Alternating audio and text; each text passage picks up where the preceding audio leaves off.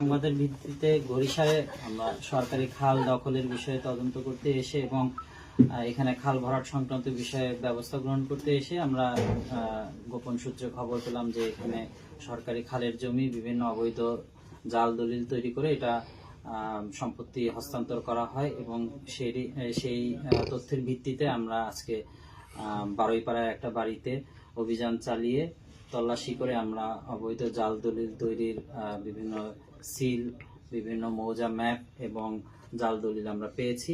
পরবর্তীতে এই সংক্রান্ত বিষয়ে দলিলের সত্যতা যাচাই করে আমরা পরবর্তী পদক্ষেপ গ্রহণ করতে পারবো। তবে প্রাথমিকভাবে তাদের কাছ থেকে তথ্য পেয়ে যারা জড়িত মর্মে আমরা সন্দেহ করছি তাদের বিষয়ে আমরা আপাতত ব্যবস্থা গ্রহণ করব।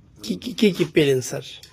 আমরা এখানে 7টা দলিল পেয়েছি। আমরা এখনো বলতে পারছি না যে আসলে কয়টা দলিল এখানে জাল আছে এবং কয়টা, এবং তাদের স্বীকৃতি অনুযায়ী 3টা, ওই 7টার পাশাপাশি আরো 3টা দলিল যেগুলি তারা পরবর্তীতে ফ্যাব্রিকেটেড ভাবে তৈরি করেছে, ফ্যাব্রিকেটেড দলিল পাওয়া গেছে এবং 7টা মৌজা ম্যাপ পাওয়া গেছে